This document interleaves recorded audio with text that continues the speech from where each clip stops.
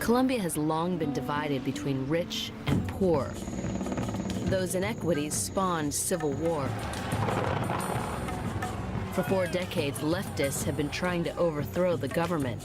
They raise money by kidnapping.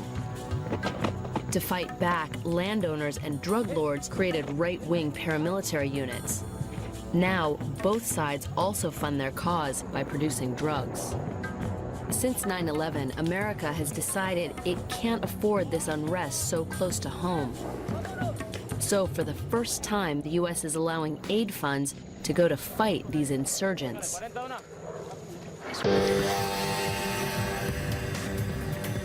Life in Colombian cities seems normal.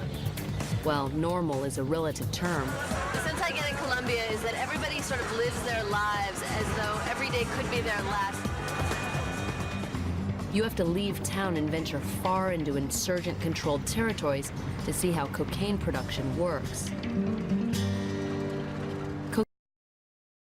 Se llevó ante la opinión pública, nacional e internacional. Public opinion, both national and international, was that Colombia is in post-conflict, that the war was over, that there were only marginal terrorist groups remaining that were harming the state, but that the state was not responsible. Al Estado, pero que el Estado no era responsable. Esta situación ha generado. This situation generated, in some sectors, the idea that Colombia has changed. And there is a new use of the language that suggests that the situation in the country is more moderate. I have a different opinion. Guerrilla fighters skirmish with advancing Colombian soldiers.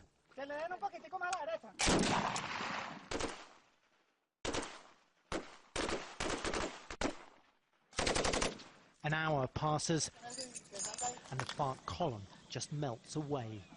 The Colombian government says the rebel group is in its death throes after killing its top military commander, known as Jorge Briceño, in a bombing raid last September.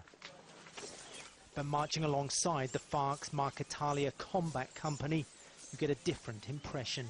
As far as the army sees it, the FARC has reached the end of the road, but that's not how we see it. We're a hierarchy, and if one commander dies, another replaces him.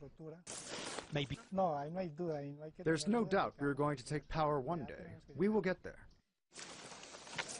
Here in eastern Colombia, the FARC is trying to rebuild, and for now there seems little chance of peace or surrender. We're here in the Colombian Congress. This is the place where the government has been pushing to pass what is called the legal framework for peace that would establish, among other things, what would happen with guerrilla fighters if they lay down their weapons. Since he took office, Juan Manuel Santos has been paving the way towards an agreement with the FARC. He has also passed a series of laws to compensate the victims of the Colombian conflict. Santos has now acknowledged that exploratory talks with the FARC have taken place, and it is expected that an agreement will be signed in the coming days. Same city, same street, but for the people in it, 2 very different countries. Colombia is not the only nation where there are rich and poor, but here the inequality gap is one of the worst in the Western Hemisphere. The poorest 20% earns nearly 30 times less than the wealthiest 20%.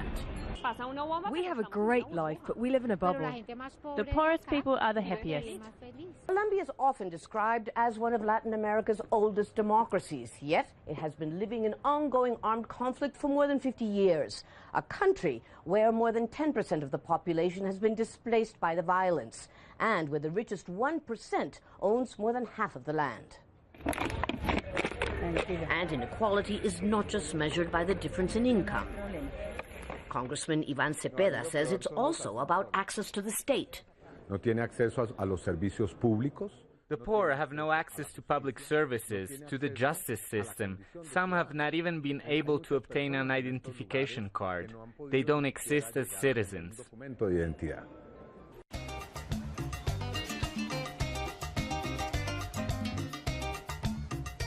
Following years of internal conflict, Colombia has experienced unprecedented economic growth. Colombia ha tenido en los últimos 6-7 años un desarrollo sostenido entre lo más alto de la región y del mundo, entre 5 y 6%. Combating poverty and inequality remains a priority for the government of Colombia, which seeks to generate opportunities for low-income and marginalized populations.